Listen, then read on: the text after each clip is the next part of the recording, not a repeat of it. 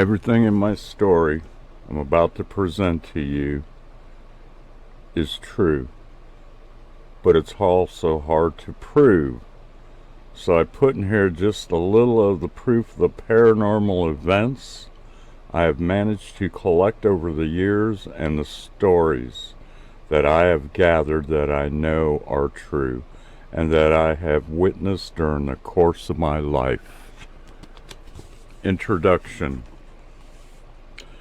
My friends and a couple of new associates built a working model that demonstrated attraction to electrical fields and submitted that proposal as elemental attraction to NASA in about '96, but it was rejected. NASA chose the tether experiment instead, which also proved part of my theory was correct, and so was Tesla's.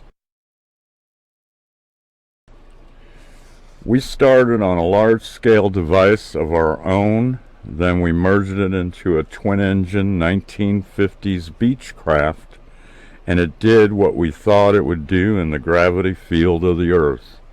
The gravity suspension device performed beyond our expectations. This proved that Nikola Tesla was unerringly right about electric flying machines. As we searched for information on the net in our own time, we found out that there were other people that were thinking like we were. There were many people with a piece of the information that made them look into this type of science, or who had glimpsed of a phenomena that made them search for a physics that was still unknown.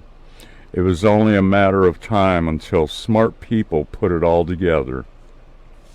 I possessed a key that demonstrated it directly. I stumbled upon it and knew what I had discovered was profound. My crew and I are going by different names now, though. We are all underground hiding. The government and NASA would definitely want what we have discovered. We knew if they witnessed the test we conducted before we were ready, one governmental department or another would take it from us, claiming national security or some other excusable nonsense. After realizing what the potential of this machine could be developed into, we decided to stay hidden, because those in power would take it and then weaponize this technology or stifle it from public eyes for profit and control. We figured also there might be a buyout proposal by a corporation that had it in their best interest to do so, those who wanted control through centralized petrodollars from oil, gas, and coal. We can now thank these psychopaths for ruining the planet and running it into the ground and assuring mankind's extinction in our near future. This could put us in jeopardy and all could be lost, most significantly our lives, since they control the government as well. Our goal was to stop global warming, to get us off of fossil fuels and nuclear fission with a technology that was more powerful, virtually free, clean, and collectible from anywhere in this universe. We knew what this would mean to the world if we were successful. We decided to remain hidden until it could be revealed to the whole world at once, and not to any one country or government. We had realized that an invention like this could make war obsolete or cause one. We had a lot to consider. We decided to remain hidden until it could be revealed. NASA had forgotten about us. They either thought we were nuts or all those conspiracy about the government already having alien technologies were true. It is a possibility that it has already been given to them or recovered by them.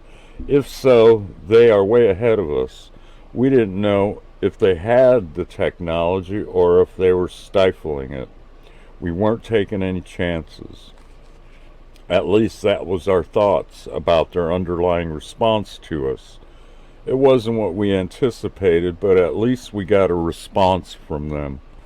My crew and I have an advantage now, even if NASA has nothing, and we're still at a loss about such an exotic technology and an unknown physics. So by hiding off the grid, we would still be safe as we duplicated a technology as we now know would work. Mainstream science forces them to think inside the box, but not us. We know what we have. We are not going to allow any of those things to happen to our discoveries if we can help it. We decided how to handle the whole thing later by demonstrating the technology to the whole world at once. That way no one could just take it once we developed it.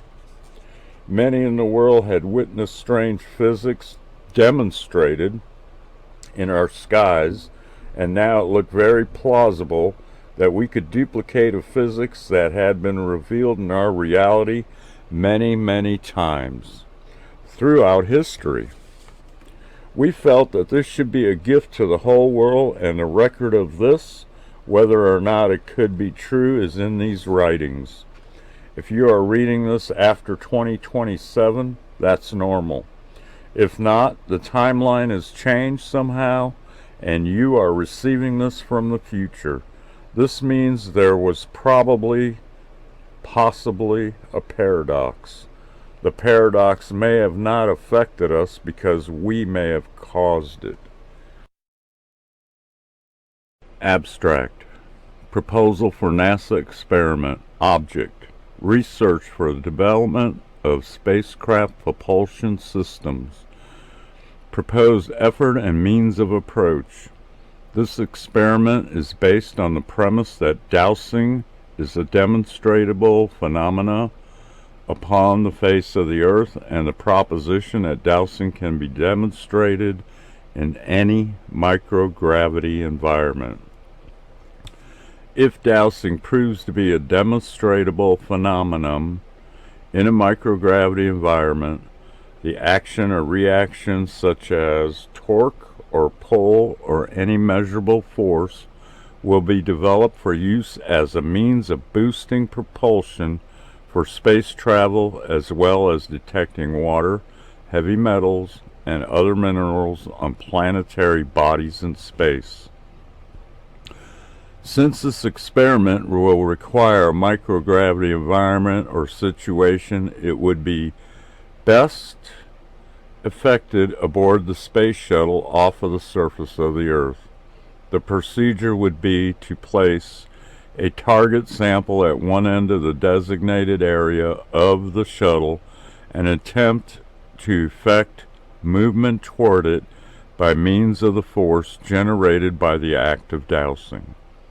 When preliminary experiments have been completed, plan subsequent experiments on a propulsion device can begin. This device will require in-depth research and development to become a viable means of spacecraft propulsion. It will deliver a virtually unlimited source of drive power as well, since it will not use liquid gases for fuel. It will be clean as well as safe to use.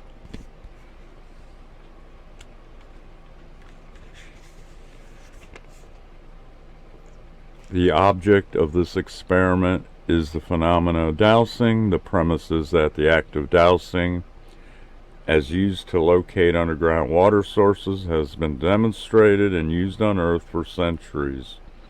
Albeit an unexplained or sometimes considered unscientific phenomena, it is nonetheless an existing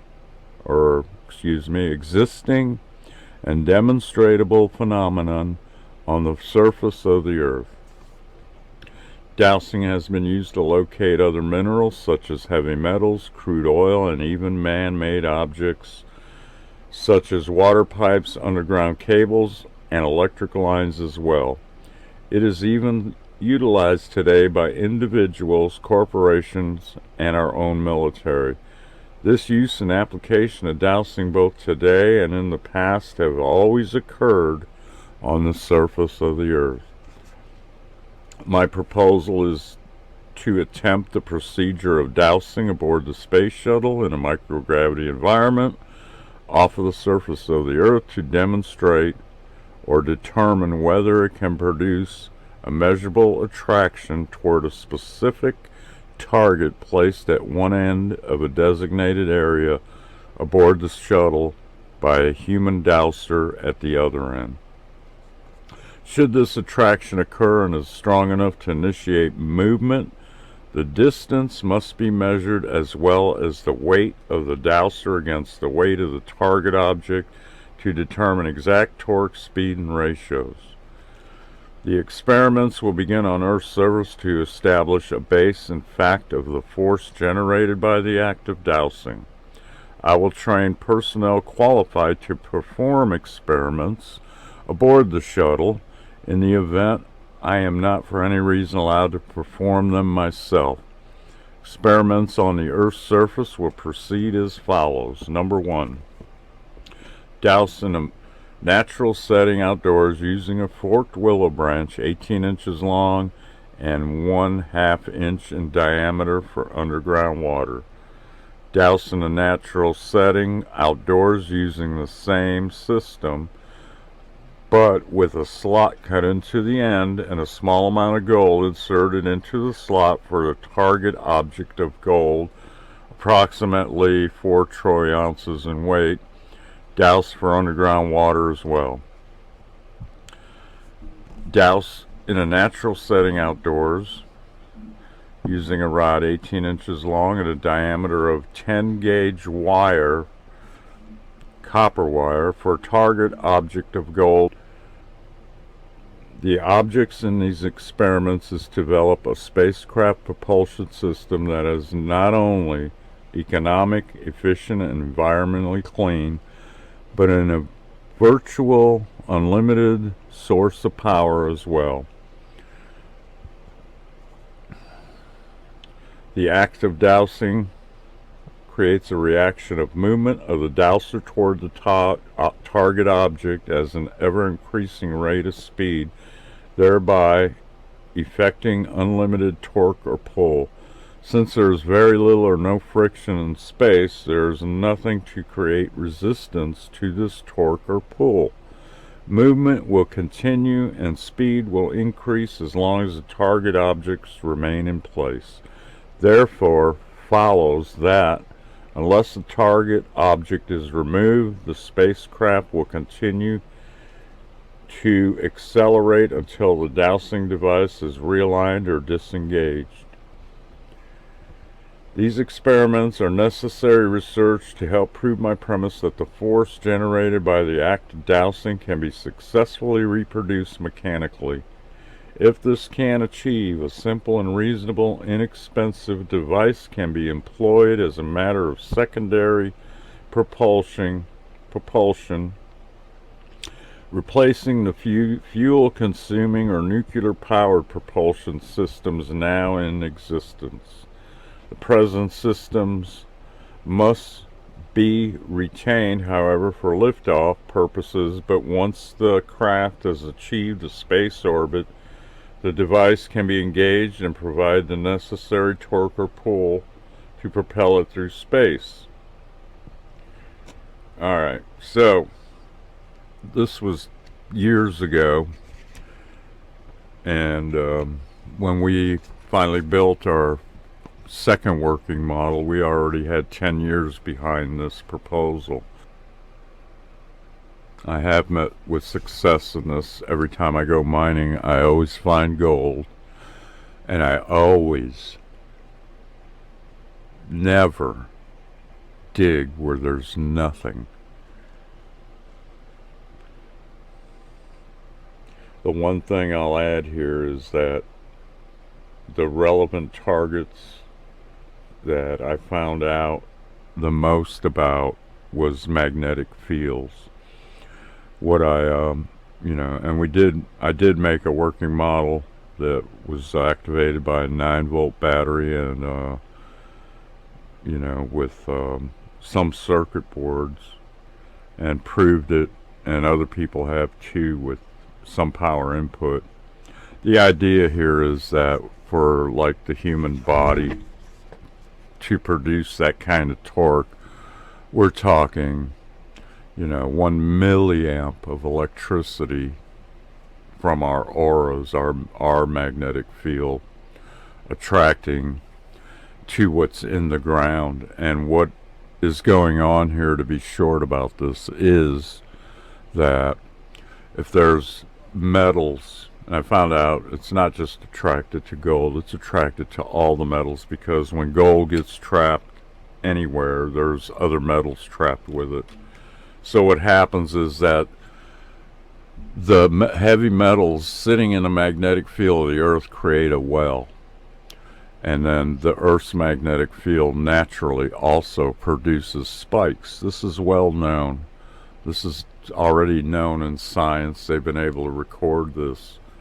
So you have something that I can use that can be attracted to the depression, a pull, or if you hit a spike, it'll take that 1/4 ounce of gold at the end of a stick, which is quite a lot of weight, and it will actually repel against gravity. So you have 2 ways that this thing works just in the gravity field of the earth: attraction and repulsion. And that's where the second model comes in, where I'll talk about that later. And it was true, the government wasn't giving NASA any kind of funding, and they already had something allocated, which was the tether experiment, which is something we were using in our second working model. Is how do you produce free energy and power this device? And I'll get into that later. Prologue.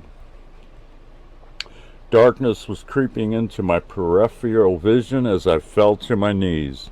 There was a great burning pain in my upper chest, and I started to see my life flash before me. I took great notice, realizing that the cause of my death by friendly fire was accidental and quite ironic. The pain and the heat and the wound brought me back to reality for a moment, and I could see a great explosion from a hovering ship and 2 human mutant hybrids being cut to pieces. Parts of them were raining down on me as I started falling into darkness again in pursuit of conscious reality. And when I started to slip away, I began to review my life. I started remembering the most important parts of my life, the parts where I made a difference. This appeared to be my imminent death and a dissolving of my mind. What makes death frightful is the darkness. Then suddenly there was a voice that I was hearing, and it was explaining, that insisted that I watch as my mind reviewed my life. The world and the powers in control had made most blind to the truth through vanity, lies, and materialism. And then in my mind I hear a voice. You understand, and it will be revealed. I viewed the most important parts of my life. These were the times of my life that I relived and reviewed that were now extremely relevant.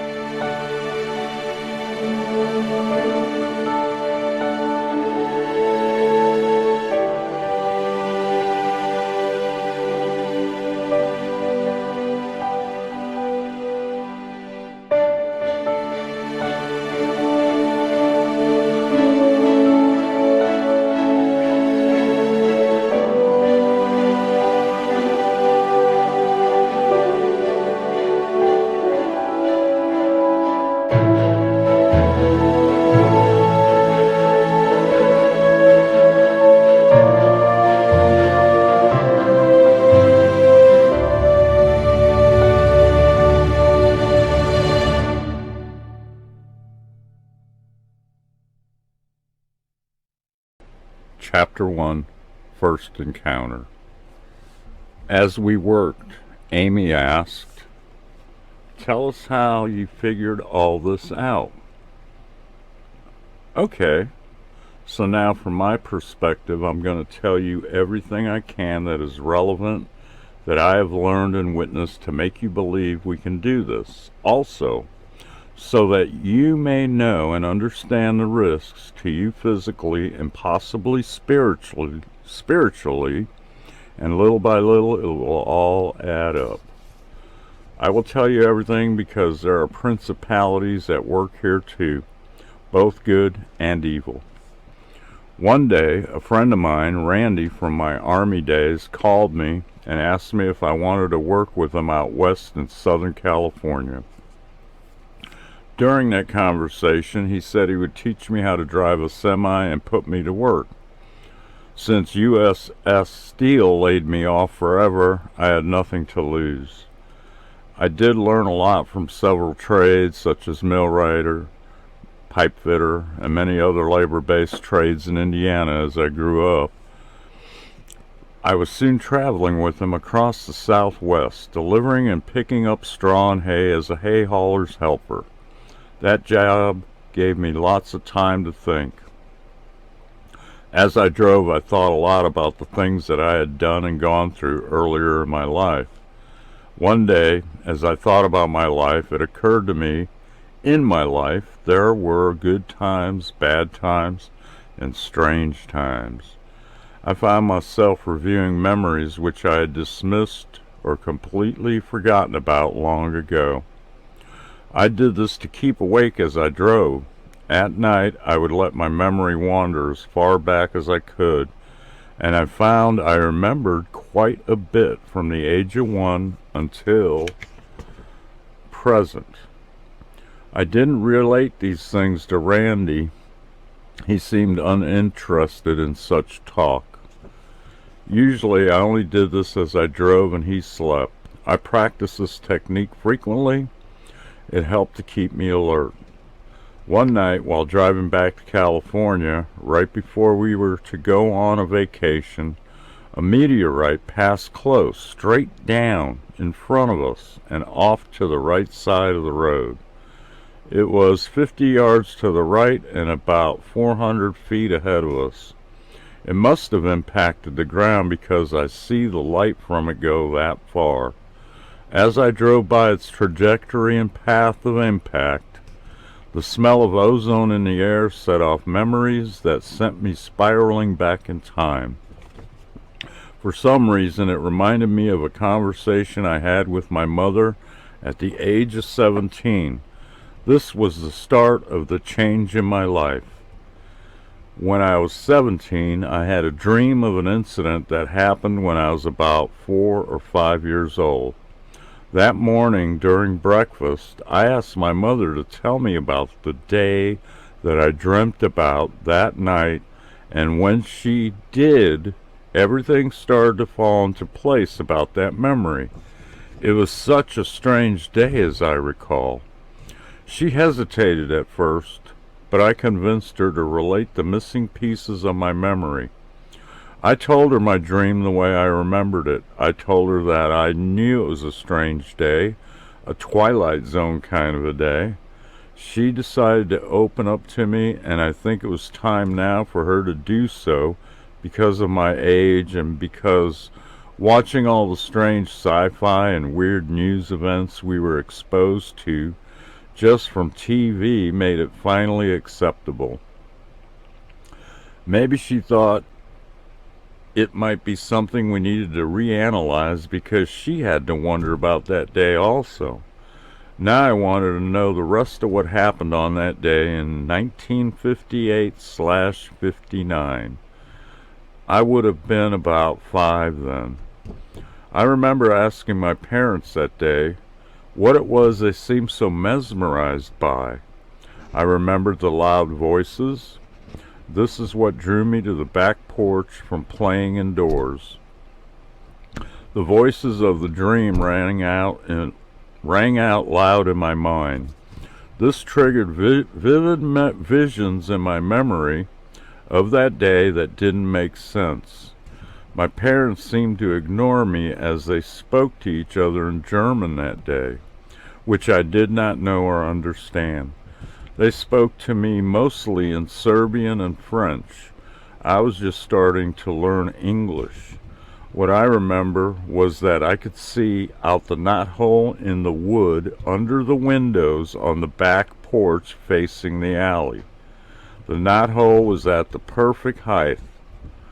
Through that perspective, I could get my own answers. As I peered out the knothole, I could only see what was taking place on the ground in the alley. This was a second-story house we lived in. The angle of the knothole was set in such a way by chance placement of the board that its line of sight was pointing downward. As I recall, there were 2 patrol cars and a large number of people standing around the police cars. The police and everyone else were looking up at the sky while one Gary policeman had a megaphone that he was speaking through, hence the loud voice I remembered. It was what he was saying that stuck in my mind and came out in my dream. He repeated this: "You're in violation of city airspace, bring your craft down." That sentence didn't register back then since I didn't know the language very well at the time. In my dream, it did make sense, hence my curiosity, because I knew I dreamed of a real past event. The cops did this repeatedly for quite some time, and the volume of it ingrained into my memory as I remembered it in that dream. This is what I dreamt about, and it was so vivid I had to ask her what that was all about. I knew this was an event that I witnessed while I was awake as a child years before. I asked her exactly like this: "Mom, on the back porch when we lived on Jefferson Street, what was going on in the alley? Do you remember that day?" I had to jog her memory some, and it finally clicked after lots of talk of the different times and streets we lived on. I continued. "I asked you to lift me up so I could see outside into the alley, but at the time you refused to do so. Remember?" I said. "No," was her very first response. Then I asked, "Mom, do you remember the house we lived in when I was about 5, maybe 4? She wasn't sure. "Which house?" "The one on Jefferson Street," I said. There was a slight hesitation. "How did you remember that?" she finally asked, as it suddenly clicked for her. I then repeated to her what I have told you.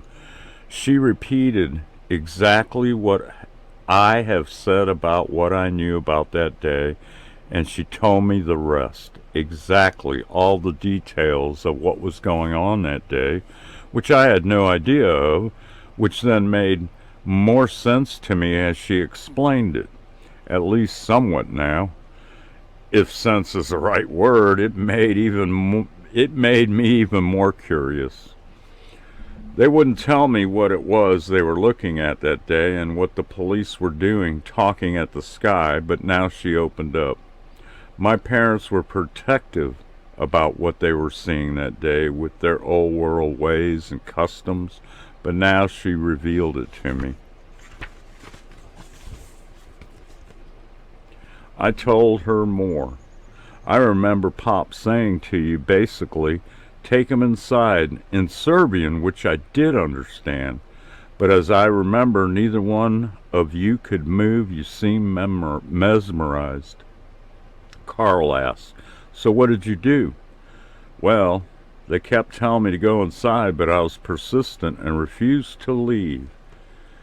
I outmaneuvered their attempts at capture when that became their effort, so they turned their energies to psychology while trying to protect me from seeing by telling me to go and hide in the house. They convinced me that they were helping to hide me out. It was the old cops are after you trick, which worked immediately to serve their purpose. So I ran into the house and hid for a time, even though I had no real idea what the cops were actually doing, or the fact that they would have already captured such a young criminal easily. Everyone got the joke and laughed. Then John said, "Yeah, my parents used that one too, on me too." A couple of the others agreed and said the same. Amy then added and said, "Yes, and there was also the standard answer to the question of, where do I come from?" The answer from my parents was, "We found a dirty-faced kid in a garbage can, so they took me home and cleaned me up and kept me." It was such a shocking answer that as a child you never follow up on it, at least not for a while. It got repeated a couple of more times until I finally was told the truth. Everyone laughed and agreed, then encouraged me to continue.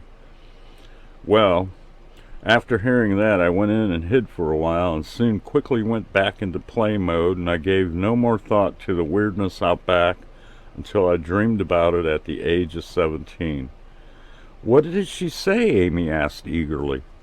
"She told me what she knew. Her memory and mine matched up perfectly, up to my recollection. Then she completed the story for me after I went to hide.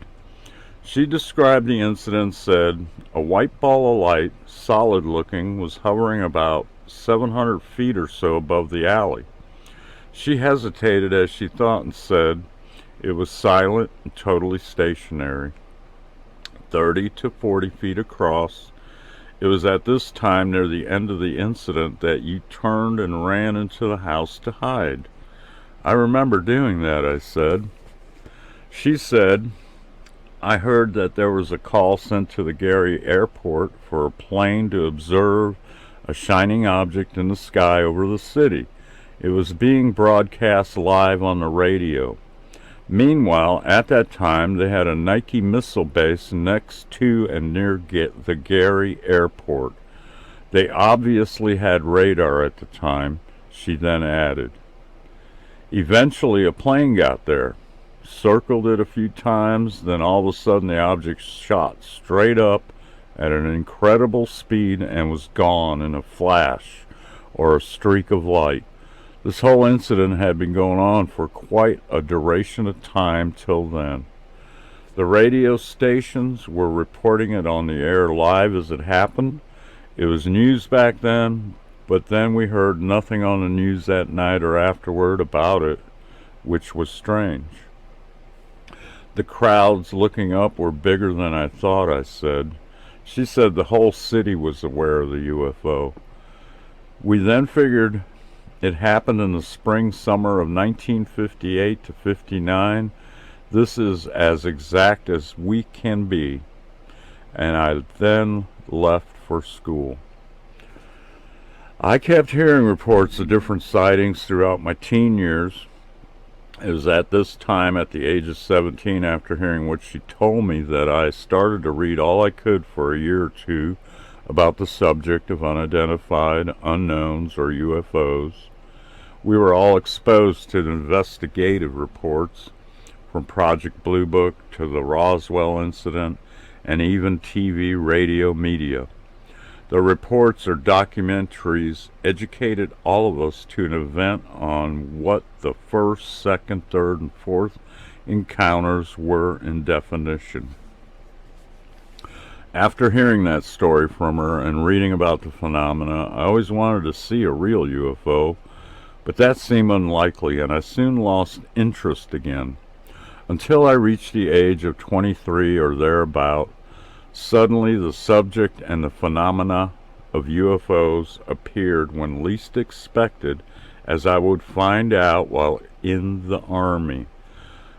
What I was most impressed by was, even back then, how badly scientists wanted to know how they accomplished their flight, wanted to know the science behind the machine, the unknown physics, even though the government kept denying it, all while the media seemed to ridicule it by joking about it.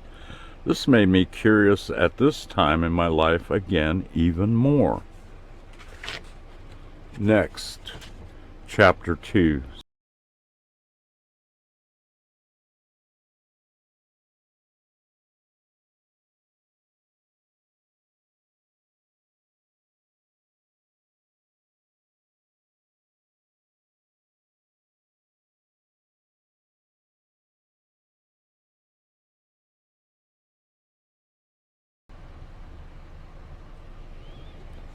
Chapter 2. Something Awakens Me. Randy asked me if I wanted to go on a camping trip one day while on a job. He said it was time for a vacation. He also informed me his friend Ron wanted to go. I guess Randy finally thought, after a year of working, that we needed a vacation. But I found out later he had a hidden agenda also. We all had chosen and agreed on the place where we would go camping and the logistics involved going there and the supplies needed for several days. So knowing where we were going and the fact that it was a mineral-rich part of the country, I studied the geology of the area. What I studied quickly at the library in my spare time was mostly about mining gems and gold there, and some of the history of the area. I always wanted to go to these places to see the country. I read a lot of Argosy magazines, Field and Stream, which mostly was about the lost gold history, stories. However, I knew that they had to be somewhat embellished. We prepared in advance for the trip, but at the last minute, Randy canceled, saying it had to do something with his bitch of a girlfriend. So Ron asked if I would go anyway, and I said I would. I was staying at Randy's apartment, and I needed a break from his bitchy girlfriend myself. From where we lived in Rialto to the spot we chose to camp at was about 600 to 700 miles north into the southern Cascades and the Yola-Bola area, and was just south of the Trinity Alps region. We were just east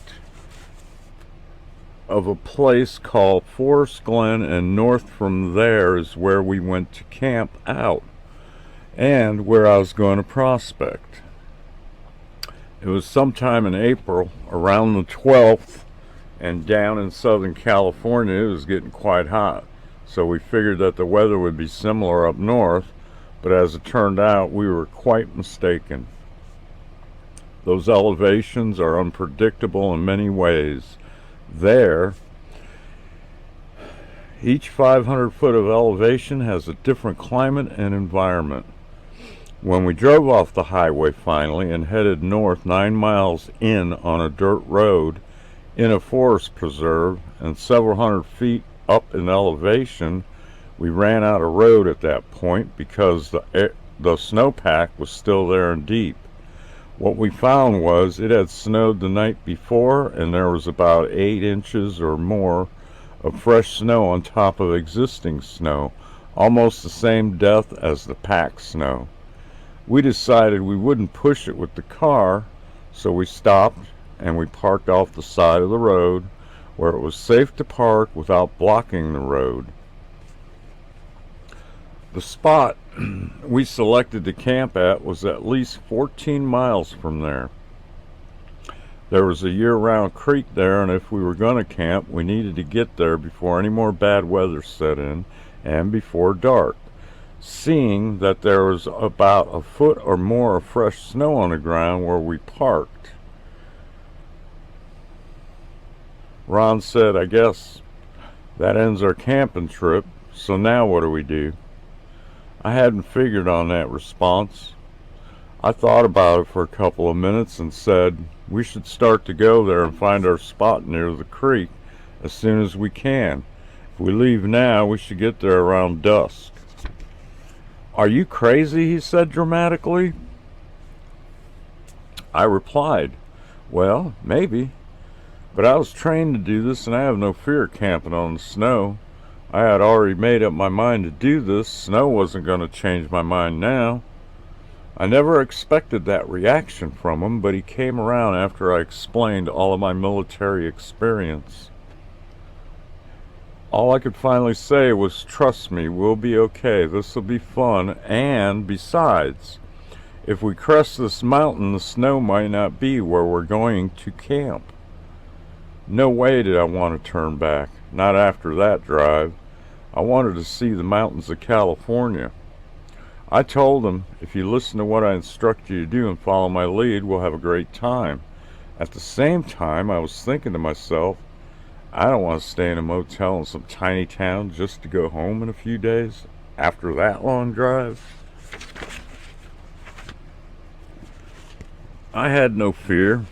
I wanted to test myself, and I had wanted to see the mountains of California up close for quite some time. When a chance comes along, you have to take it. Reading those stories in adventure magazines in the past about the hidden gold and gems became my motivation to do this. My friends' motivation were to find a spot to grow weed, which I learned about before I left, but I didn't care. That was their hidden agenda. I had my own reasons. I had been working for a year straight without any breaks. I was getting nowhere monetarily.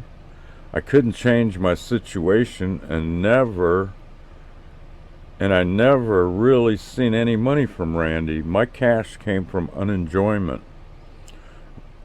from Indiana. Unemployment. And that wasn't going to last much longer. I thought this might be the only chance to at least see the real country here in California up close. It was also now a perfect way and place to escape him and his girlfriend while I figured out what to do. I tried to figure out how to find gold or gems to escape them both, and if successful or not, I even contemplated going back home to Indiana. I had a lot to think about, and this was a perfect place to meditate on my future. You know how it goes living with others, especially if one is a bitch. Excuse me. Then there was a possibility that we might encounter something dangerous here, since the names of certain places were named Bear Wallow, Cougar Gulch, and Rattlesnake Creek. We would be walking by those places soon. I had a pistol, so bears and mountain lions weren't as much an issue or distraction at this time. Protection gives you a false sense of security, and out there in that country, anything can go wrong. Before we left the car, I planned lunch near Bear Gulch. I examined the map. It was a halfway point to the camp spot, and all three places were close together near the halfway point. So somewhere along there, we would stop, rest, and eat. I now had to train somebody quickly and on the fly, but he was a good study. So there wasn't a problem. We all had the gear we needed. We only had to re-prepare ourselves in packs for the change in the weather.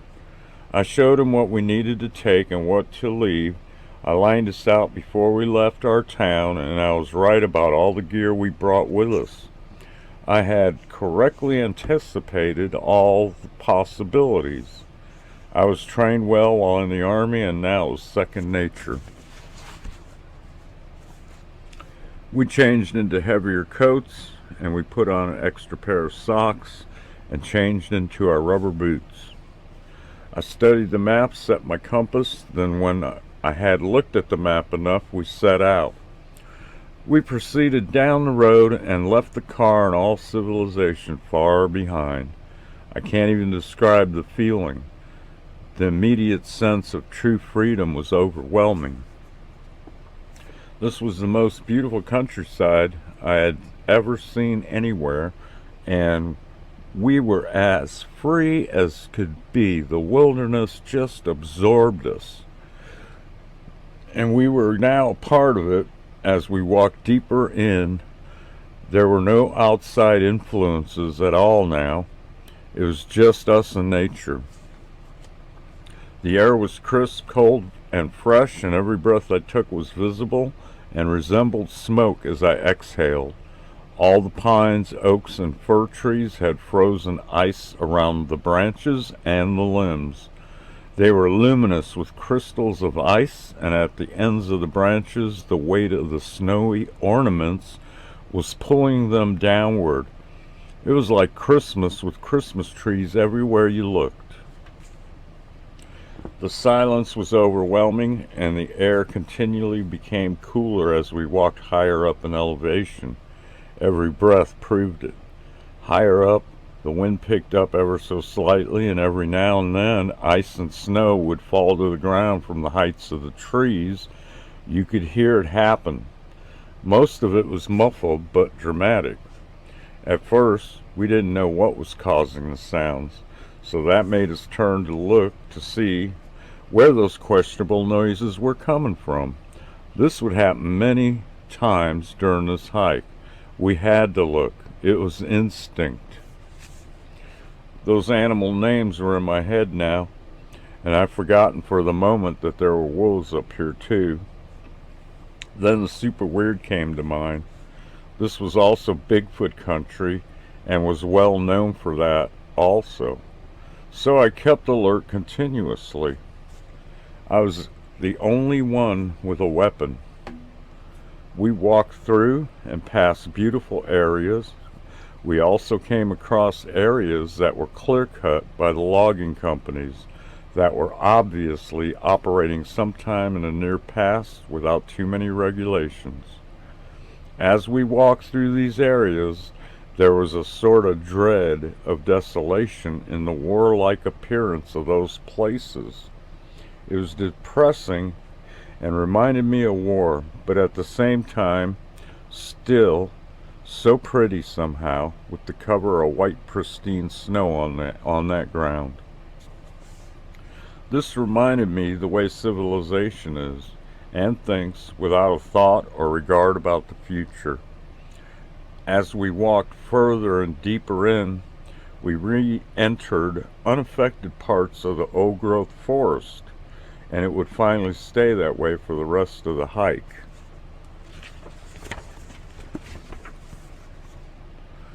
Then, at about 3 hours in, we decided to eat something and rest for a while right where I thought we would be, Bear Gulch.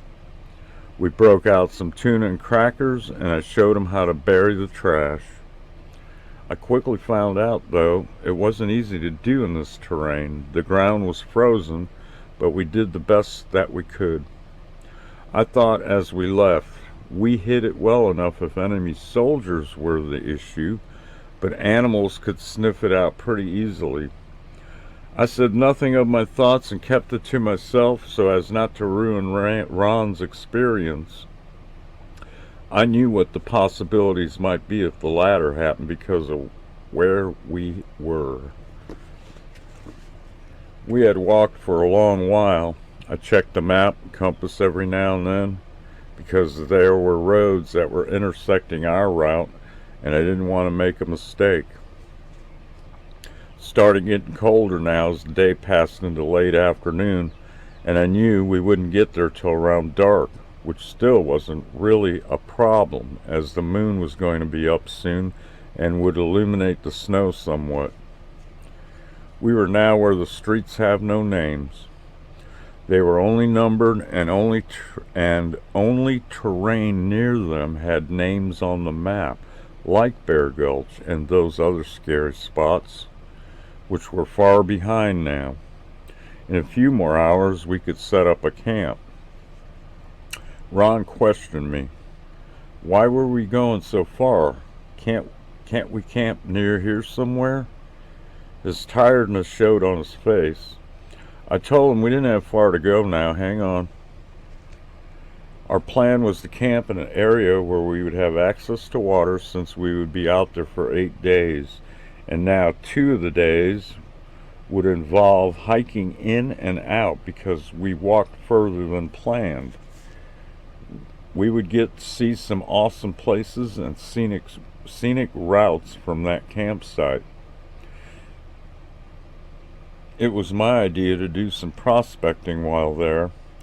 I was desperate for a reason to move from Southern California, and now I knew I wouldn't mind living here. But I wasn't sure how to do that unless I got lucky, and after really thinking about it, I would need some kind of job near here. That would be a tough one to accomplish. I had no training in anything related to this kind of country, which would have been with the timber industries. We arrived at our location at Nofus Creek at about 8 o'clock at night. We found a spot best suited for the weather and for the placement of our tent. From just above Nofus Creek, we could still set out on hikes to see the area up close. So we set up and made a big fire and ate again, then later talked and sipped some rum while we checked out the stars. And then he thanked me for pushing him on. He had thought that we would not have made or maneuvered so precisely to the spot in the darkness. And at several points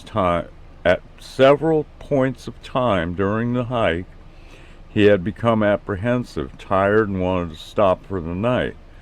But now he was happy. We had to go this far because all the surveys, pardon me, we had to go this far because all the surveys I read about stated that this was the beginning of the high mineral content that I wanted to check out. Ron didn't know anything about that, so we talked about that too. The stars in the Milky Way were absolutely the clearest he and I ever seen. I have never seen such clear skies anywhere, and as we found out later, this country was stunningly beautiful during the daytime, even more so. On that first night, I kept getting the sense of being watched, but there were no signs of humans, nor did we see any big animals on the way in, only the occasional deer tracks, and definitely no tire tracks. It didn't take long to fall asleep here, but the silence was unusual to get used to, but that was soon overridden by fatigue. The next day, we looked around, but we were limited as to where we could go. We decided to go as far as Plummer Creek, which was west of our camp and on the other side of Nofus Creek. Above Plummer Creek was a cliff area where we could see for miles. But at this time of the year, we would have to be careful. There was a danger of sliding off and falling from those cliffs. There I found what I was looking for. Bedrock with lots of calcites and quartz veins, yellowish clay banks. This happened to be the perfect place to look for gemstones and gold, but for an amateur it was tough this time of year.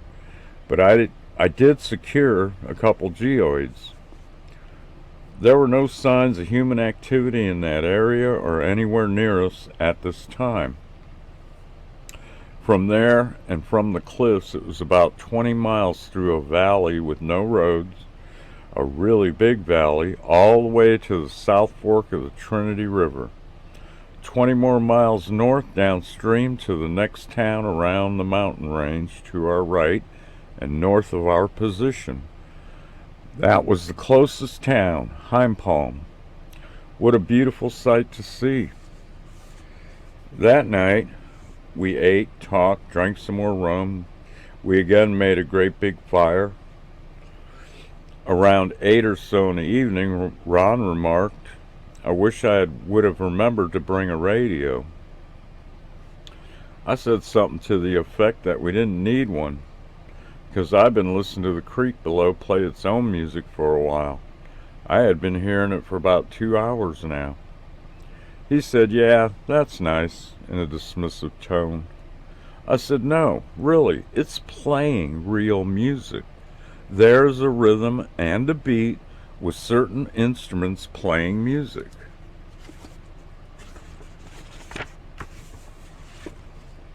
I had not said anything about it till now. I thought he was hearing it also, but I was wrong. It was so clear I couldn't resist it anymore. I had to speak up. He brought up the lack of a radio, and I was wondering if it was just me. I was now questioning my own sanity, so I had to mention it because in all of my excursions, I never experienced anything like it. There was a regular creek water noise till about 6 p.m., but developed into a more complicated pattern of rhythms. It started slowly at first, then it became clear to me as having a radio playing everything from classical to rock, some blues, then it would go into Christmas songs, and it seemed that these holiday songs were favored along with gospel music. But it would play everything you could imagine. The only thing that was missing was the vocals or voices. I asked him again, the third night, because it was driving me crazy that he didn't hear this, and he said, no, not really. I'm thinking to myself, I can't believe this. I said, after a song change, okay, let me sing the words. So I sang along with the rest of the music. Can't tell you what it was now, but at that exact moment he jumped up and said, oh my God, I can't believe it. I was relieved that I wasn't so crazy now, finally. I knew music, and I played a bass and a rhythm guitar, so I understood the theory and could read notes. I could read them and play them, so I recognized what it was with ease when I heard it. It was the strangest thing I ever witnessed. We didn't need a radio. I know what you're going to say, it was the rum. We only brought a pint each, and it wasn't enough to hallucinate with. We made the rum last for days. We stayed up late at night listening all we could. We listened to the music amazed and wondered how it could be possible.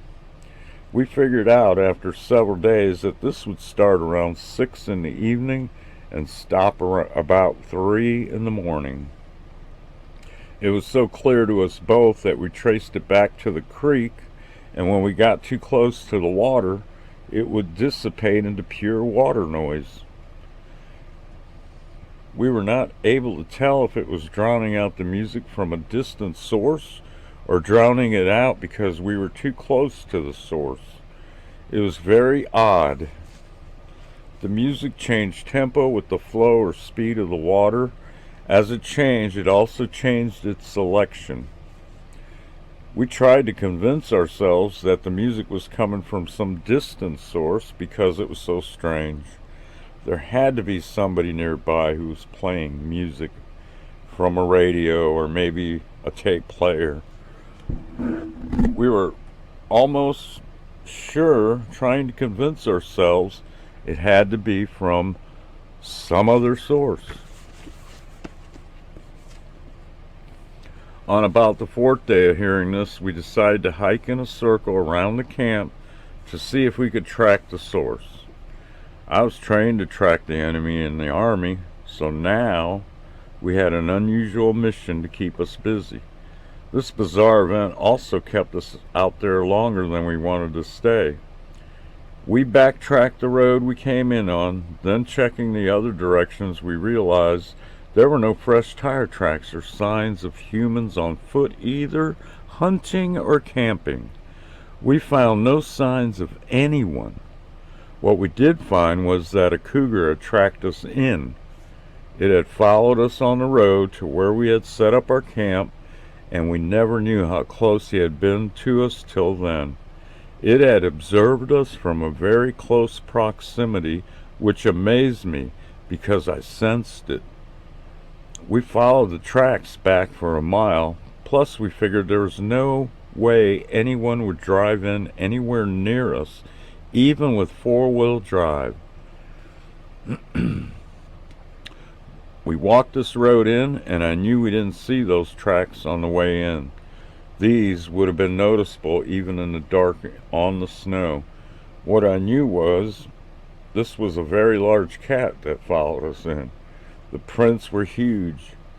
It had to be about 200 pounds or more. These weren't there on the way in. The opposite direction from the camp, a road intersected the main road that we walked in on. It goes to the left, heads about a half a mile to the cliffs. No tracks there. And that road dead ends at Plummer's Creek. If you go the other closest town, past the cliff road, on the main dirt road, it's 18 miles of town, and you have to go over and up a summit, over Tule Creek Summit,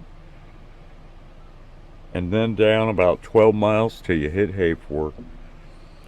We walked about 6 miles down the main dirt road, number 7 and 14, to Indian Valley. No signs or tracks of any kind except deer. We were convinced that we would spot something, but no one had been there for months. Not with a 12-inch covering of fresh snow on top of more hardened snow and ice. I would not even try it with four-wheel drive and chains. This place was cut off. We were puzzled. We were convinced, because of the clarity of the music, that it was being reproduced by electronics, but we found no evidence to indicate that at all. The area of the creek where the music seemed to come from seemed to be surreal, the pulsing and a rhythm. The creek wasn't totally frozen over and was open in many places. There were small falls and pooling caused by the ice and snow melting slightly, then slightly refreezing.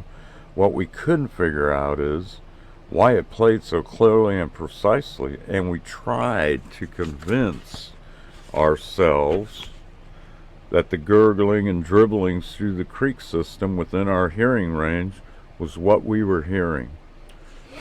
I asked Ron what he thought. He theorized and said, "I think the music might be drifting up from the town of Heimpalm via the creek itself and the Trinity River, but the distance is so far, and there are thousands upon thousands of trees, rocks, boulders, and all that snow. How could that be?" "It can't." I also said, agreeing. That sound would have to travel around all of those obstacles. That's 30 miles or more like 40. Those obstacles would surely block and absorb all sounds originating from there. If it was coming from, let's say, a bar, why aren't we hearing it in the daytime? Plus, we are hearing gospel and Christmas songs in April. We are in a national forest. No one lives out here, and the maps don't show any forest stations near here. He agreed and said, "You're right," and came up with this. From what I learned in geology class about earthquakes, is that earthquakes are happening all the time, every day, and humans can't sense them or anything below 2 on the Richter scale. He went on, "The creek could be acting as an amplifier, and for it to happen with a beat and a rhythm, let alone copying most of the instruments in correct tempos, seems too unbelievable. So yes, I am puzzled and amazed." He asked me, "What do you think, Mike?" I said, music is also vibrations at certain frequencies. As far as I could tell with all our investigating, the creek was playing music, but it couldn't sing, so that's another thing. We never hear vocals. I also said, well, we are in God's country, as its county slogan suggests, and from what I have witnessed, it is God's country. Besides, the music is right below the hill we are camped on. So no matter how much I don't want to believe that, it is a fact, so go and figure. As the next day or two passed, we sang to its music. It became a game, and I remember that it seemed gospel music and Christmas carols were played repeatedly, and Amazing Grace seemed to be favored because we sang it many times and more than once in a night. It was the best time either one of us had camping. We were there for about 7 days and well rested when we struck camp and headed back to the car. Our bodies were tired, but not our minds. I also managed to take back some geoid samples to break open at home. On our way back, we spotted those cougar tracks again. As we hiked back out and observed that the cat had to be about 250 pounds, and the cougar had tracked us for about 6 to 7 miles, it was a way greater distance than we thought. I would have never thought that it would have followed us for such a long way. 6 or 7 miles back would have placed its intrusion at or near Bear Gulch. It never bothered us. It probably could have, and lucky for us, it did not. It just observed our intrusion into its territory and probably didn't feel threatened.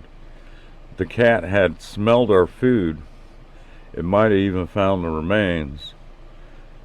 It went up a hill at the same spot that it came down and was probably in a den safe somewhere. The creek we camped on played music. It was so perfect, and finally, I had to admit it came directly from nature.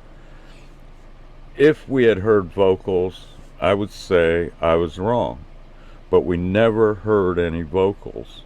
This type of phenomena was so odd and so cool at the same time that I will never forget it.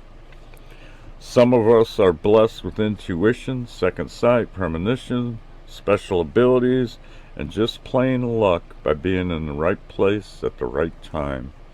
Some of us have had their eyes open to realize that this is a spiritual world. After this experience, I try not to rule out any phenomena that we can't explain right offhand, because no one can possibly be ready for such occurrences at all times to get proof. Sometimes you don't need any more proof. In my opinion, Nofus Creek in Trinity County, California is the most interesting place I've ever been to and camped at, and I would like to again one winter. I was so amazed by this experience, I did some research and found when we returned to the city there was something to explain it. It's back at the library where I found and realized that the Gaia theory may have some merit to it. The Gaia hypothesis proposes that our planet functions as a single organism that maintains conditions necessary for its survival. It adapts life. At the time, I knew nothing about the Gaia theory till I looked for it. The Gaia theory, the Gaia hypothesis, interesting, states that basically the Earth is alive and its own collective organism. It insists the planet is alive with us included as part of itself. It states that it is mindful and conscious. That allows for it to be an organism, perhaps with a collective conscience. We both realized that something alive was speaking either to us or was satisfying a need for itself. Whatever it was, it liked our music as well as natural rhythms. Looking back, it clearly either cared or didn't that we heard it, and certainly that life force didn't care that we knew of it being there at that time. Or did it have reasoning to its performance? These were questions that wouldn't be obvious till years later. There was one other possibility, and that is, could it be a parallel dimension to another Earth where the veil was suddenly lifted? There seemed to be a few possibilities. Or were we really in God's country?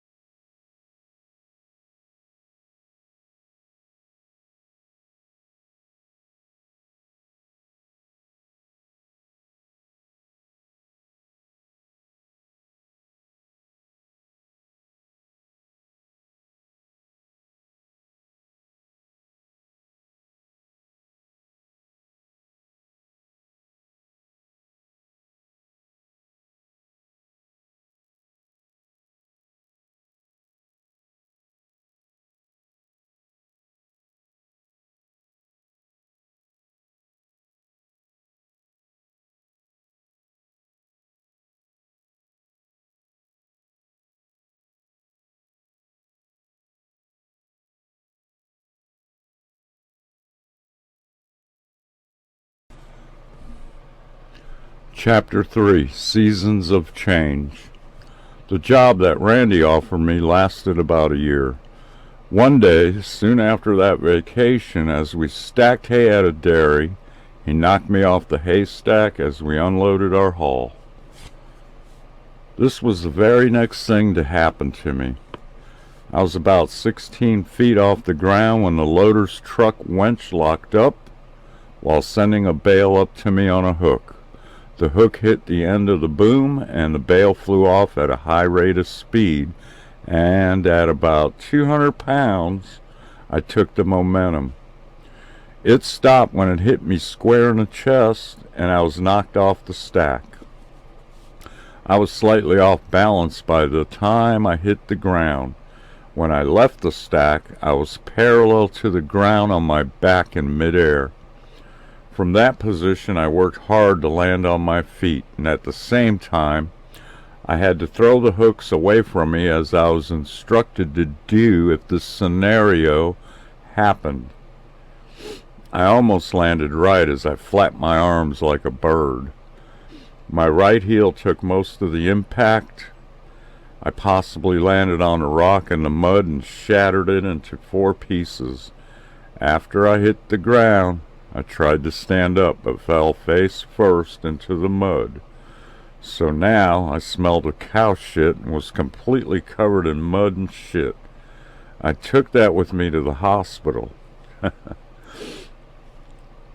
After my stay in the hospital, as I recovered, I started to go to the library again while I was in the cast, and there I studied up on mining for gold and gemology again. I couldn't take the bouncing in the semi because of a pin in my heel that stuck out of the back of it and through the bottom. I tried to ride with Randy, but the pain was too much, so I was forced to stay home 24/7 with his girlfriend, who didn't work and was there all the time. This made me adamant to escape from the situation even more so. When the cast finally came off, I then asked Randy to take me back to that spot on Nofus Creek where I could recover rather than to sit there any longer. He complied with my respect. I sold my car, I bought a pistol of my own, and a variety of new camping gear and supplies. I wish I knew all of this would happen before I accepted his offer to move to Southern California. I was going to go solo into the wilderness, and I could stay there till I could get rid of the crutches and walk out on my own. That was the plan anyway. I had a walking cane for the transition from crutches when the time came to try that. The town that was the closest to the area was Hayfork at 18 miles away. I knew what I would be facing after losing the crutches. There would be lots of pain trying to walk out of the deep woods to that town when I could attempt it. But I would put up with anything to get away from them, and I knew that's how it would play out. This would be my greatest challenge, but when I would be able to do that was unknown. I didn't know if all the motion in my foot would return, as I was told by my doctor that it might not, and I would probably have a limp for the rest of my life. I didn't know what else I was going to experience or see there, but I knew somehow that I would, just like that winter. I guess my subconscious wanted to see what else I might experience there. What I didn't expect was how much I would find out, and how much I would experience while tuning my skills and my senses. Some of this would come naturally through deprivation. My senses would increase exponentially, particularly in my hearing. What I didn't know is I would be tied to this area in the very near future for 7 years and witness even more than I could ever imagine. It was May when Randy took me back up to Indian Valley area, left me there alone, and in my mind when they finally left, I was so relieved to see them go. I thought they couldn't have left soon enough. They were supposed to resupply me in about 2 months with more food and help me to town, but that never happened. After they left, I never seen them again. I knew this somehow anyway, and thank God I was prepared for that scenario. I just fucking knew. It was a serene spot in the spring and a very interesting place with exotic plants and lizards I had never seen before. I found geoids again, but as with the others from winter, there were no gems inside them, just quartz crystals. I tried to pan for gold, but at that time even with book knowledge, I couldn't find a speck. My attempts were futile. You really need someone that's knowledgeable to show you some basics first, and then it becomes easy with practice, and you can actually produce results, knowing what to expect. I never knew if I was doing it right. For me, that wouldn't happen till much later. There were a few strange things that happened there. There was one night when I just got into my sleeping bag and I heard something coming down the side of the hill, crashing through the brush. As it walked by my tent, it suddenly stopped and growled. All I could do was to reach for my pistol and cock it. The animal must have known the sound of a gun, or at that point smelled the gunpowder residue, and it then crossed the creek to the other side, leaving me alone. I suspected a bear, but it could have been that cougar that tracked us that spring, or maybe something else. I noticed after about a month, my hearing and sense of smell improved immensely. I could hear the tiniest of birds at great distances, animals, deer, and other creatures. I could hear planes coming for miles before I would ever catch a glimpse of them. I soon realized that this vast improvement and was happy with it. I also was able to read the ground and know when an animal or bird had been there with ease, especially the place where my food was stored. There were 2 occasions I had to move my food cache into new areas and restash it because of it being discovered by small mammals.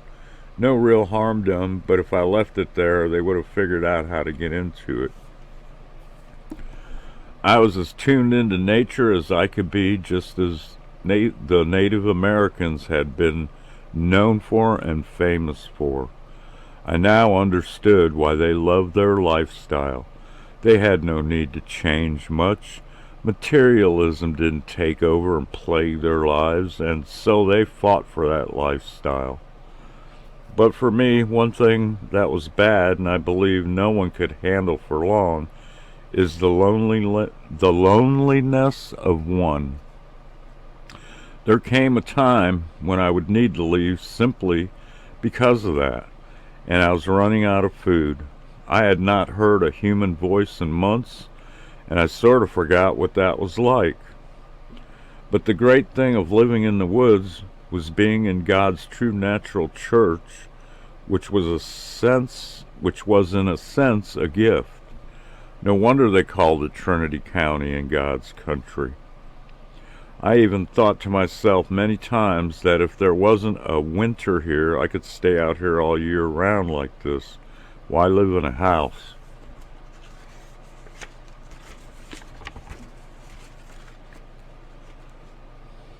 While there, I wondered a lot on why things worked out the way they did for me. It seemed like I was always being thrown off to the side every time I thought I had found my niche, or when I thought I would retire from a certain job in the future. But each time I found I was wrong. It was weird. Everyone I knew did this, found this, but not me. I would camp there for about 3.5 months before making it to Hayfork. It took 6 attempts to walk out before my heel could handle it. The pain that I felt each time I tried to walk out was excruciating, and it would take days to try again. During this time, there were only 2 more strange things that happened to me at that spot. And I don't know if it was because I had not heard a human voice in a long while, or if there was more to the ground than what is known in the books. What I heard one day at about 8 feet in front of me as I gazed at a hill was one voice said, "Who's that?" Another answered, "That's just Mike." It was plain as if 2 people were standing in front of you and speaking. I had a full view of the area, and there was no place for a person to hide without me seeing them. If someone was there, I would have heard them leaving the area. It was the strangest thing, because as tuned in as I was, as clear as those voices were, and it emanated just a few feet in front of me, I could see no one. There was absolutely no doubt in my mind that the voices were right there in front of me, standing directly in front of me, at about 5 to 10 feet away, but I could not see them. No way was my next thought, but I know I heard it with my ears. It was amazing and confusing at the same time. I thought, once again, there was something more going on there, something hidden from my sight, and my impression was that it stopped when they knew I had heard them. I soon forgot about that and just chalked it up to my longing for a human voice. I started to feel the change in the air, and autumn would be here soon. Each time I left, I thought that I would run into somebody that would give me a ride, but the problem was I didn't see anyone anywhere any of the time I was walking out, no matter how far I made it.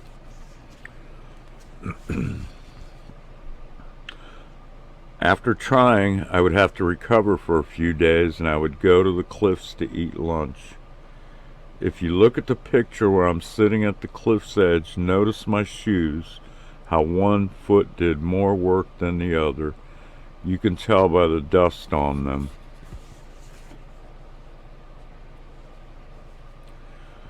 There is something else in that picture. It's blue and large, and I haven't got a clue as to what it is, and I didn't know for sure that I captured it on film till the picture was developed. It looked like a hand with a surgical glove on it. It just zipped by as you see it. There's no flapping of wings, maybe a drone. I have rationalized it away as an unknown. All I know is it's a strange place. There came a point after a few more weeks went by when I was almost completely out of food and had to try to walk the whole distance to the nearest town.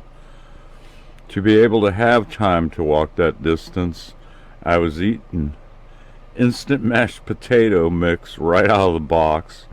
Also, just for a change, I did the same with pancake mix. I had lost interest in cooking it days before, and time was important now. So I ate like that as I walked. Finally, on my last attempt, I got a ride, but it was for only 2 miles.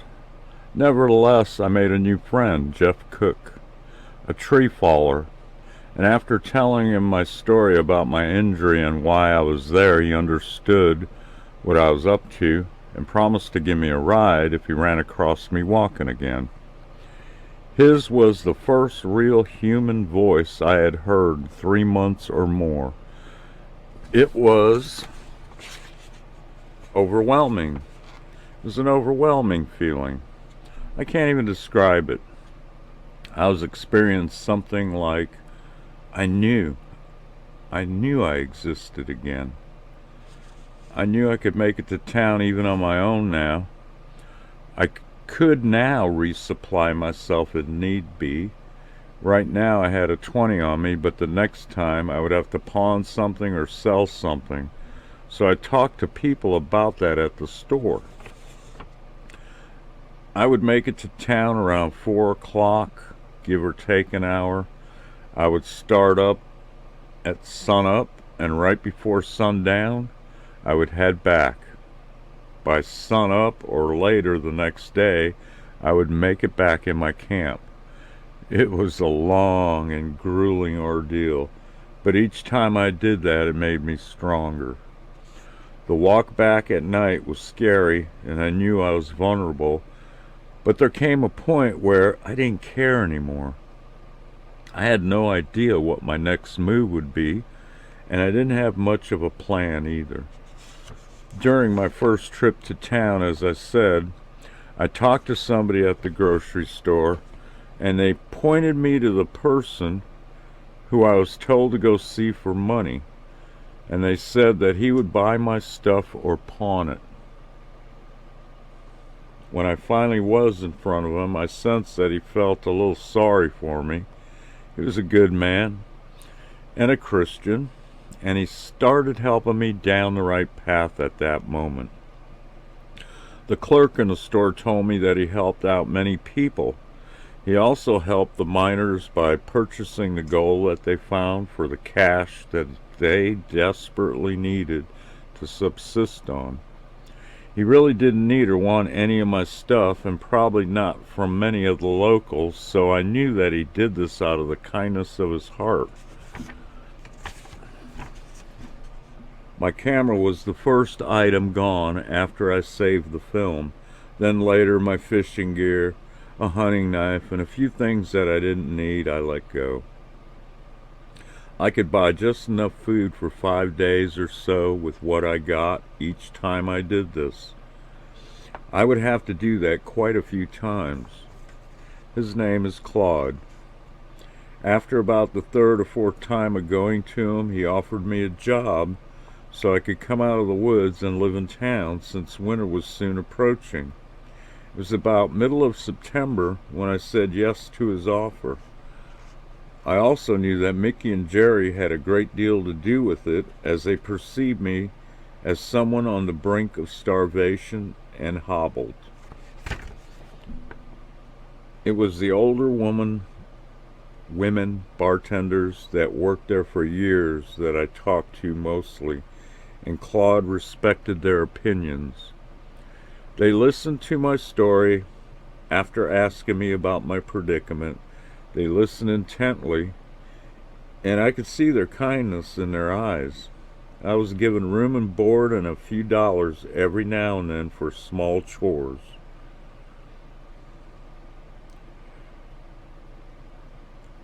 I started a major project that Claude wanted done. The first project was to paint the hotel bar that he owned. The hotel was called the Hayfork Hotel, and it is the center hub of the community. It was a place where jobs were found, and in the past was the county seat. It was about 120 years old at the time. The hotel had a bar in the front, a big ballroom in the back, and a second bar attached to the ballroom, which you can get to from the front bar area. There was a small kitchen attached to the back and side of the ballroom. Upstairs, it was a 10-room hotel as I remember it. There was some carpentry to do, like replacing and insulating the window casings and the window sills. Not all the windows, but most of them, and some of the shiplap wood siding needed replacing. I was happy to be there in a room and a roof over my head, and after about a week I started the paint job. And all the while autumn was closing in, it was extremely pleasant and comfortable to work in that environment. The thing that was most mesmerizing at that elevation in town was the clarity of the stars at night. I had soon forgotten about the strange things I had witnessed out in the woods, and had not gone back there yet to get my tent and my other camp gear. After wondering a while, I got alone, and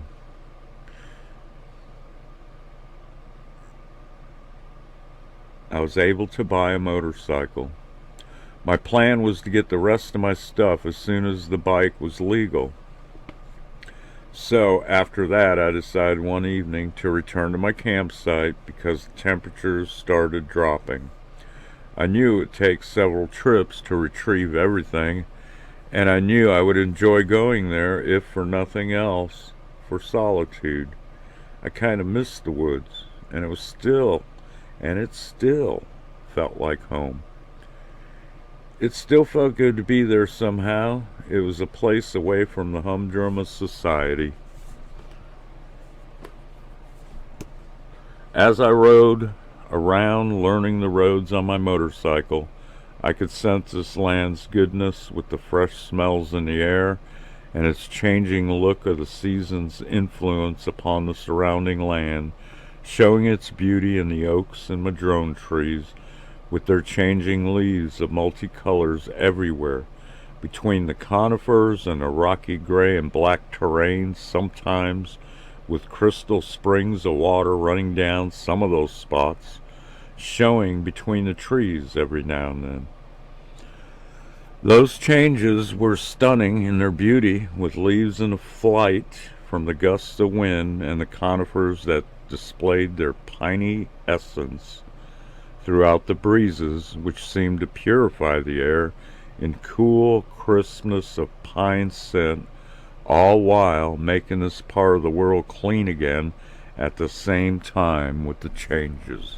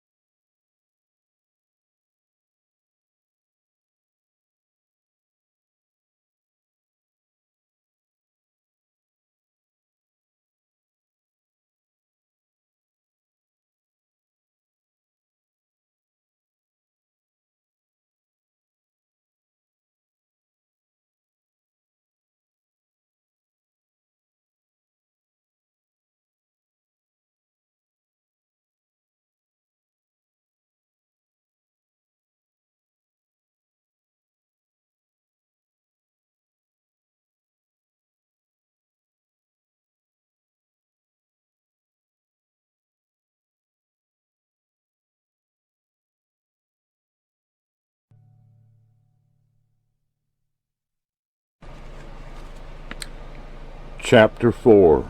So you want to see. So one brisk evening on an autumn day, I rode up the mountain on my Honda 175 on that 12-mile stretch of road that I'd walked back and forth on so many times. I was finally enjoying the trip. I crested the mountain, which was about at the 3,500, 3,600 foot elevation, then taking a left 8 miles off that paved road, then another 8 or 10 miles on 2 different dirt roads. Once at my destination, I would have to ride off of that road and onto an even narrower dirt road for several hundred yards down to Nalphas Creek, and then walk from there about another quarter mile or so on a deer path till I reached my campsite. There I loaded the rest of my clothing and personal stuff like my razors, soaps, extra clothes, which I was now in great need of, into my pack. I realized that some of my other personal things would have to wait: my tent, my guitar, my sleeping bag, pots and pans, because I could only carry so much on my bike with my backpack. I soon figured I would have to make at least 1 or 2 more trips. Darkness was now approaching fast on this trip. The days were getting shorter and time rolled back an hour, and when I proceeded to ride out of the narrow side road where I parked, it was at this precise moment, when kick-starting the motor, I noticed that there might be a helicopter approaching my position. I don't know why I stopped. I blacked out my lights and decided to watch. It's probably my fit the profile of how helicopters fly. All I knew then was that it acted similar, but not quite the same. I could hear it cutting through the air a bit. It sounded strange. So it was interesting to watch. All I could see of it was a red hue from what I thought was its only light. It never came close enough to know at this time what it was. Excuse me. At a certain point while viewing it, I knew that off in the distance it was heading over and down the same crest of the mountain that I would have to travel on the way back to town. I decided to leave when I couldn't see it anymore. I figured it was related to Forest Service or CAMP, which is short for Campaign Against Marijuana Planters, so I didn't give it much more thought, but didn't want them to know I had camped here for almost 4 months. I drove out of there nonchalantly enjoying the evening, wondering if I would see any wildlife. I crested that hill, and then seeing it off in the distance for just one moment at a certain spot where there was a clear view of town from a certain vantage point. I could tell it was cruising over the town. I didn't think much of it since there's a small airport in town. It was now twilight, and in a few more minutes the dark of night would take over. I thought there would be plenty of people in town seeing this. It sounded strange cutting through the air. I didn't think anybody in town could miss this cruising so low above them. I thought it must be a normal craft to be so blatant. When I rode further down the road and I was almost in the valley, I soon saw another object that was on the other side of the gulch, adjacent to the road that followed down the contours of the hill. It hovered above the other ridge across the way and parallel to me. I didn't think much of it at first until I was adjacent to it, as you really had to focus on the turns in the road. This object was different from the first, as it was square and had triangular green and red running lights on the back and the front. Then suddenly the size of it is what amazed me. It was about the size of a really big two-story building or house, which had about 4,500 square feet or more. I stopped again off the side of the road right where there was a really big turnoff to park. It was probably a logging deck that the loggers had used in the past, and once I parked, I turned off my light to get a better view. There were two backside lights, which were green, and the front side had the same shape lights but were red. It sat there motionless and without a sound when all of a sudden a doorway on top opened up and the white interior lighting shined out and lit up the area on top of the craft, which was easy to distinguish as it happened. Then people came out. Now at that distance I can't be sure, but they seemed to be smaller than average and seemed to know I was parked within its sight. So at this point, not fearing it, I flashed my headlights at it to see if they would respond. They did. They just mimicked what I did, and the only thing I could think of was to flash the SOS signal at them because that's all I knew of the Morse code. In my mind I was told, or my impression was, that they were doing small repairs. I have no idea that was them, or I was justifying why they were there or what I was seeing. I thought it might be a blimp that needed repairs, and that it might have drifted and was lost because something went wrong. I started to rationalize as it started to dawn on me what it really was that I was witnessing. There were no anchors or ropes hanging down, no noise.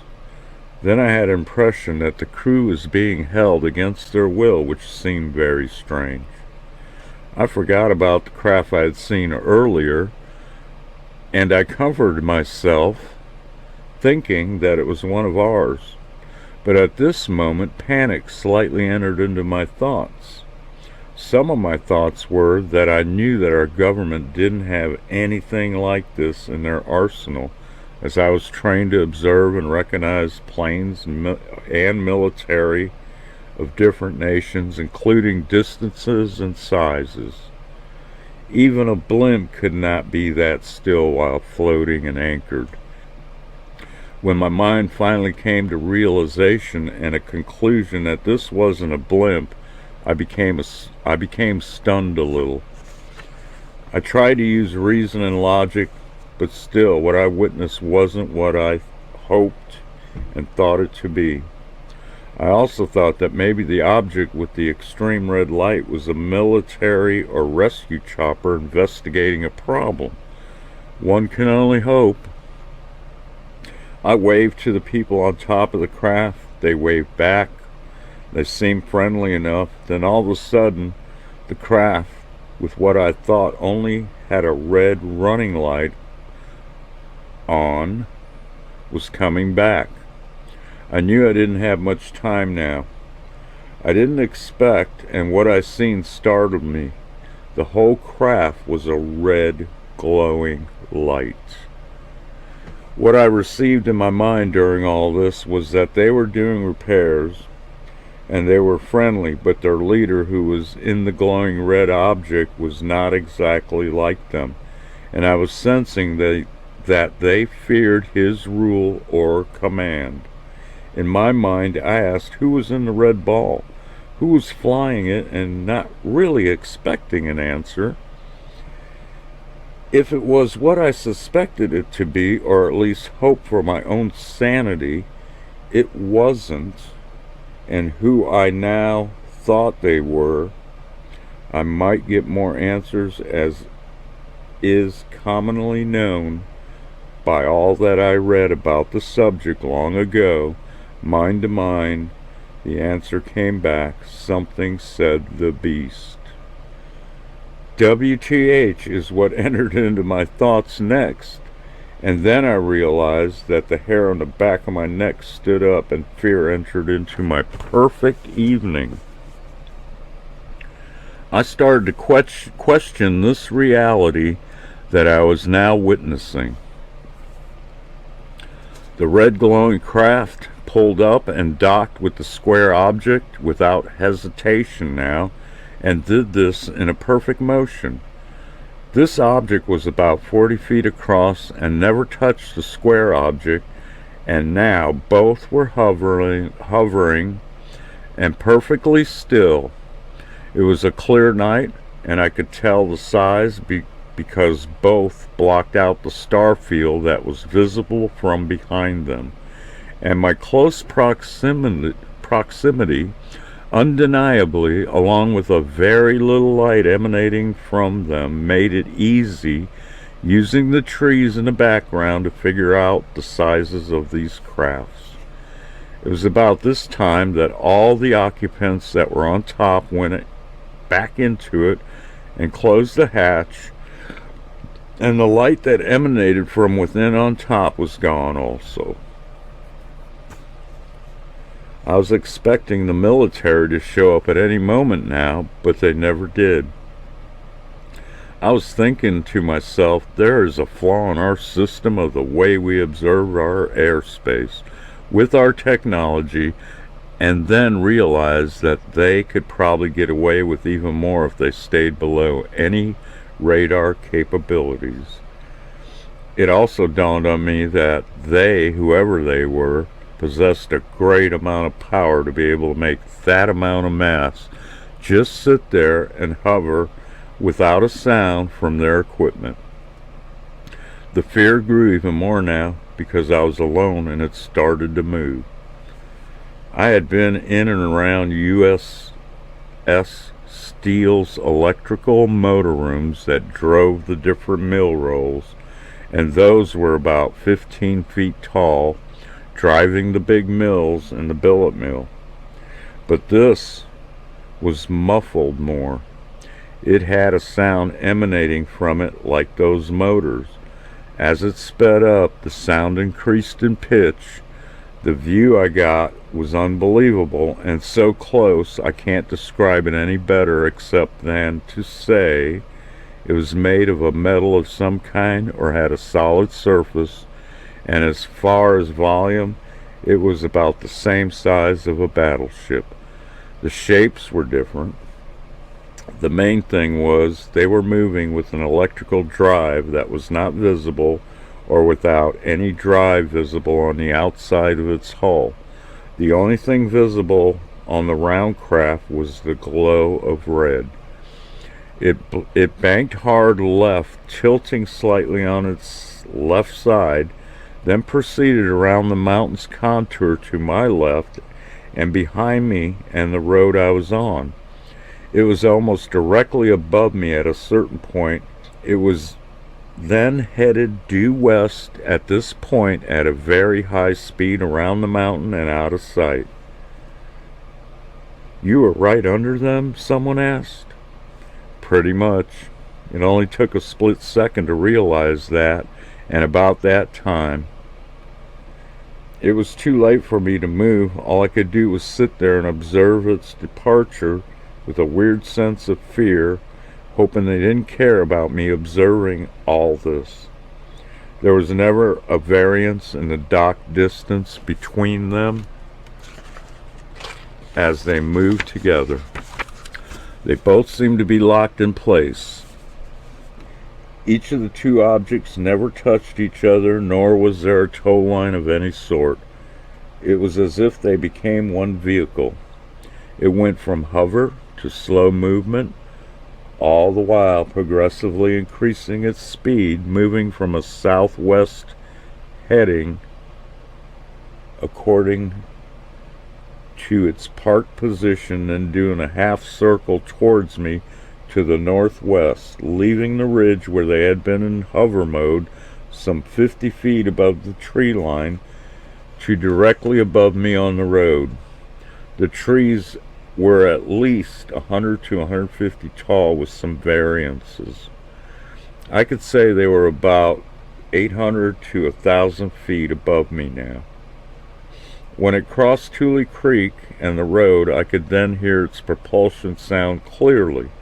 and it was electrical in nature and was picking up speed with no visible propulsion units on its exterior, while steadily the sound, the pitch, increased. I then started up my bike and headed to town, glad to get away from there.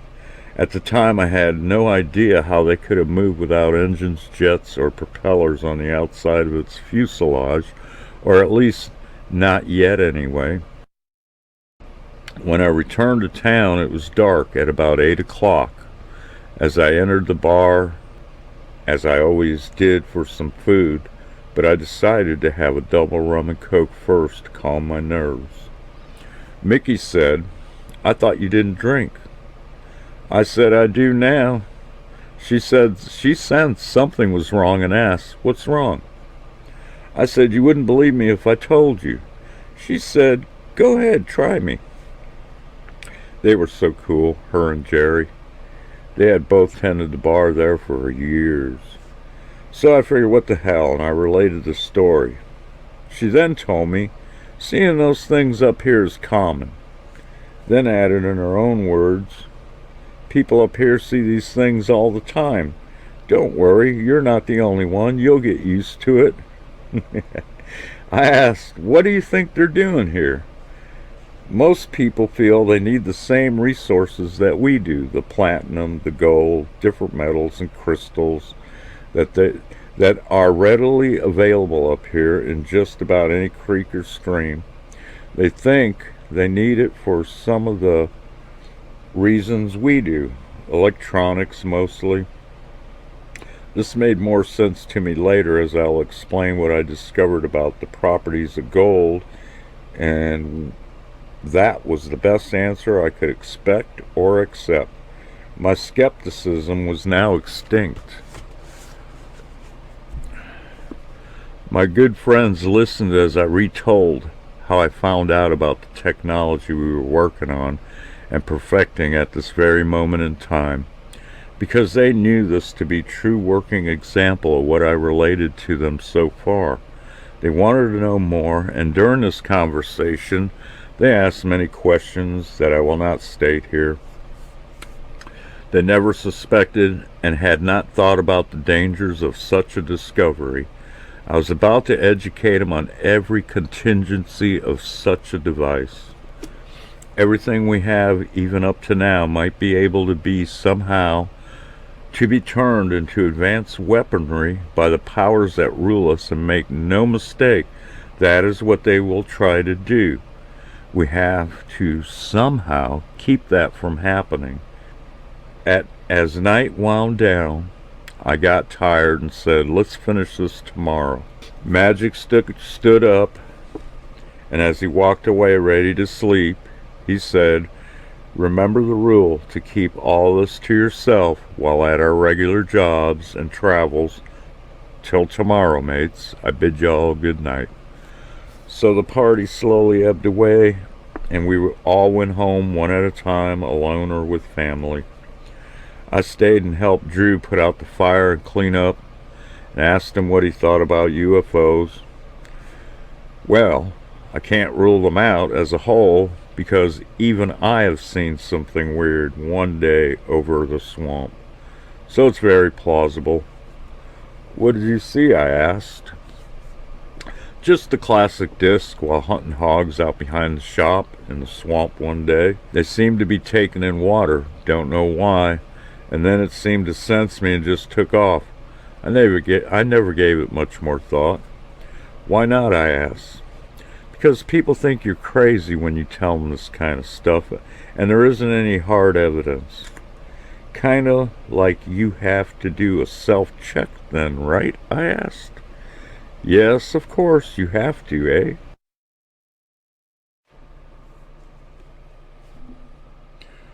Drew was a skeptical, militant, agnostic type who didn't believe in religion per se, but had an open mind slightly to the existence of a possibility of God and extraterrestrials, or in a simpler term, aliens. which for the most part skeptics poo-pooed away, as they did with everything that was new or unknown, in most instances even with proof.